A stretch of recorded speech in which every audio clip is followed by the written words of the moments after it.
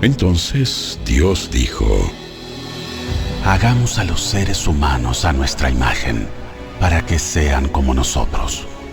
Ellos reinarán sobre los peces del mar, las aves del cielo, los animales domésticos, todos los animales salvajes de la tierra y los animales pequeños que corren por el suelo. Así que Dios creó a los seres humanos a su propia imagen. A imagen de Dios los creó. Hombre y mujer los creó.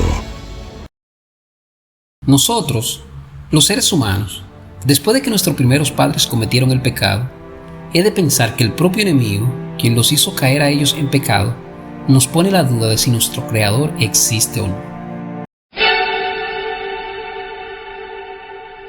Solo los necios dicen en su corazón: no hay Dios.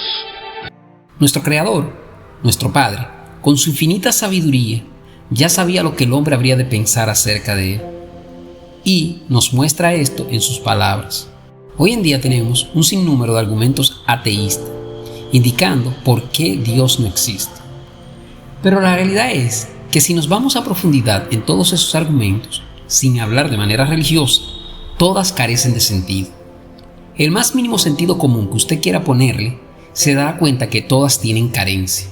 No lo mismo ocurre con los argumentos teístas.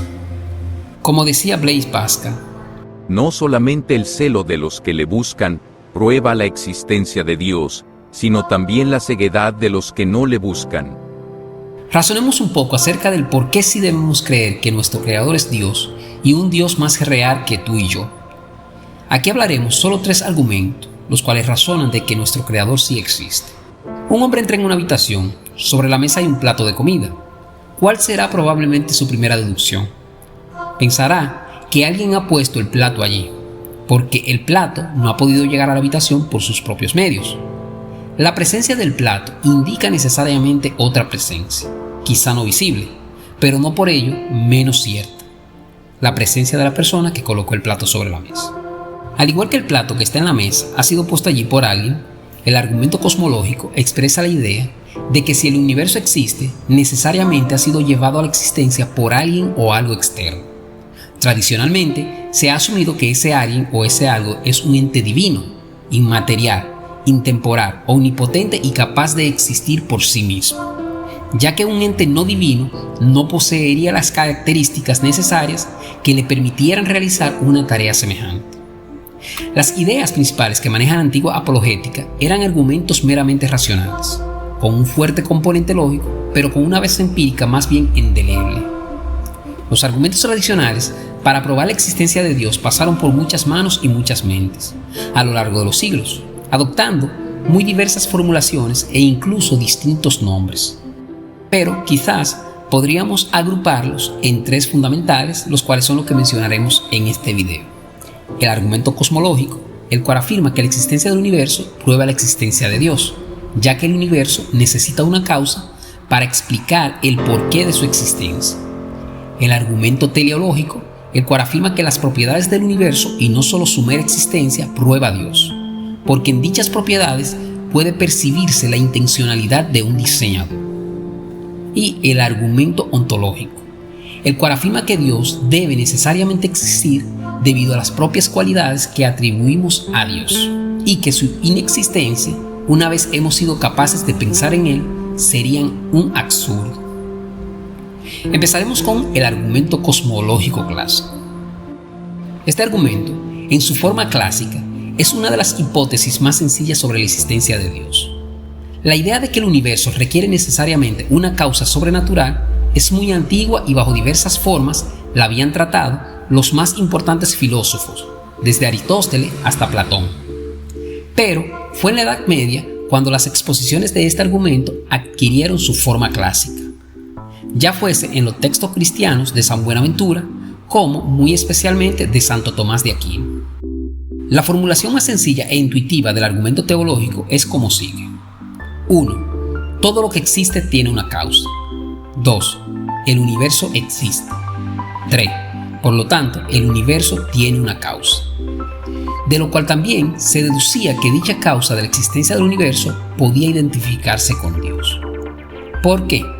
Porque la causa del universo debe ser necesariamente ajena al universo mismo. Si el universo es material y temporal, su causa ha de ser inmaterial, es decir, espiritual, e intemporal, es decir, eterna. Ha de ser además omnipotente, ya que ha creado u originado todo cuanto existe en dicho universo. Estas características, inmaterialidad, intemporalidad y omnipotencia, son las que atribuimos a Dios. Según afirman modernas teorías como la del Big Bang, vendrían a demostrar que el universo tuvo un comienzo. Esto ha llevado con frecuencia a la mala utilización del propio concepto de Big Bang. Así, algunos modernos defensores del argumento lo formularían de este modo. 1. Todo lo que ha comenzado a existir tiene una causa. 2. El universo comenzó a existir, porque así lo prueba que conozcamos su principio, el Big Bang. 3. Por lo tanto, el universo tiene una causa. Pero dado que la teoría científica no afirma que el Big Bang o la singularidad fuesen el principio de todo, sino sencillamente el inicio del estado actual de nuestro universo, usar el Big Bang como demostración de la segunda premisa del argumento cosmológico constituye una incorrección. No sabemos qué hubo antes del Big Bang y tampoco conocemos la verdadera naturaleza y origen de esa singularidad, más allá de su concepto matemático. Así que no se puede hablar del Big Bang como de un verdadero inicio de todo lo que existe, sino como una expansión de algo que ya existía, pero que no sabemos exactamente qué era. El argumento teleológico. Camino a través de un parque. Supongamos que, de repente, piso una piedra. Alguien me pregunta cómo llegó la piedra allí. Yo podría quizás responder, por lo que sé, la piedra ha estado ahí desde siempre. Y no resultaría demasiado fácil demostrar lo absurdo de esta respuesta. Pero supongamos que he encontrado un reloj sobre el suelo y se me pide que explique cómo el reloj ha llegado allí. Difícilmente diría que, por lo que sé, el reloj pudo haber estado ahí desde siempre. ¿Por qué esta misma respuesta no sirve para el reloj como sí servía para la piedra? ¿Por qué no es tan admisible en el segundo caso como en el primero? Pues porque cuando inspeccionamos el reloj percibimos, y no podíamos descubrirlo en la piedra, que sus diferentes partes tienen una determinada forma y han sido puestas juntas con un propósito. Al observar este mecanismo, la inferencia es inevitable. El reloj debió tener un hacedor. Quienes conformaron el reloj con el propósito del que hablábamos, en nuestra respuesta, quienes comprendieron su construcción y diseñaron su uso. La metáfora del relojero de William Paley es una de las más utilizadas para ejemplificar en qué consiste, a grandes rasgos, el argumento teleológico para la demostración de la existencia de Dios. Cuando en la primera parte hablamos del argumento cosmológico, podíamos definir ese argumento cosmológico como una fórmula lógica. 1. Todo lo que existe tiene una causa. 2. El universo existe. 3. Por lo tanto, el universo tiene una causa. Una formulación que, con algunas pocas modificaciones, ha pervivido durante siglos. El argumento teleológico, en cambio, no tiene el formato de una fórmula lógica. Es más un principio general que engloba muchísimas fórmulas y razonamientos diferentes. Pero, ¿cuál es ese principio general? Según el argumento teleológico, se pueden observar en el universo características que demostrarían la existencia de una inteligencia creadora responsable de su diseño. ¿Qué características? Tradicionalmente se manejan dos. 1. Que el universo parezca albergar un propósito, del griego teslo, que significa finalidad, de ahí procede el término teleología. Y 2. Que el universo resulte demasiado complejo y sus distintas partes estén demasiado bien acopladas entre sí como para haber surgido del puro azar. Volviendo al ejemplo del reloj, ¿podría un reloj haber surgido del azar? No. ¿Podemos afirmar que el reloj fue construido con un propósito por un diseñador? Sí. Argumento ontológico. El argumento ontológico es un argumento filosófico deductivo a priori, a favor de la existencia de Dios. Se llama ontológico porque su prueba se basa en la definición o concepto de lo que es, ontos, de Dios. Está en el ser o esencia de Dios existir. Muchos argumentos entran en la categoría de lo ontológico y defienden a involucrar a los argumentos sobre el estado de ser o existir. Más específicamente, los argumentos ontológicos tienden a comenzar con una teoría a priori sobre la organización del universo.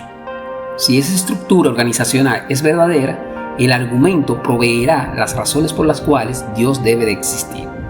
El primer argumento ontológico en la tradición cristiana occidental fue propuesto por Anselmo del Canterbury en su obra de 1078, Proslogium. Anselmo definió a Dios como aquel del que nada más grande que él puede ser pensado, y argumentó que este ser debe existir en la mente, incluso en la mente de la persona que niega la existencia de Dios. Sugirió que si el mayor ser posible existe en la mente, también debe existir en la realidad. Si solo existe en la mente, entonces un ser aún mayor debe ser posible, uno que existe tanto en la mente como en la realidad. Por lo tanto, este ser más grande posible debe existir en la realidad. El filósofo francés del siglo XII, René Descartes, describió un argumento similar. Descartes publicó varias variaciones de su argumento, cada una de las cuales se centraba en la idea de que la existencia de Dios es inmediatamente deducible de una idea, clara y distinta, y de un ser supremamente perfecto. A principios del siglo XVIII, Gottfried Leibniz aumentó las ideas de Descartes en un intento de probar que un ser supremamente perfecto es un concepto coherente. Un argumento ontológico más reciente vino de Kurt Gödel, quien propuso un argumento formal para la existencia de Dios. Desde su propuesta, pocas ideas filosóficas han generado tanto interés y discusión como el argumento ontológico. Casi todas las grandes mentes de la filosofía occidental han encontrado el argumento digno de su atención y se han desarrollado una serie de críticas y objeciones. En resumen, podemos buscar miles de pruebas de la existencia de nuestro Creador, pero la más real es la cuando le busca de corazón, que Él mismo se te da a demostrar. Y esto lo logramos cuando lo buscamos de corazón y con fe. Recordemos lo que nos dijo nuestro Salvador y Señor Jesús. Sigue pidiendo y recibirás lo que pides. Sigue buscando y encontrarás. Sigue llamando y la puerta se te abrirá. Pues todo el que pide, recibe. Todo el que busca, encuentra. Y a todo el que llama, se le abrirá la puerta. Y por último, escuchemos lo que la propia palabra de nuestro Creador nos dice. De hecho, sin fe es imposible agradar a Dios. Todo el que desea acercarse a Dios debe creer que Él existe y que Él recompensa a los que lo buscan con sinceridad. Daniel contestó: No hay sabios, brujos, magos ni adivinos que puedan dar a conocer el secreto del rey. Pero hay un Dios en el cielo, quien revela secretos. Dios nos bendiga.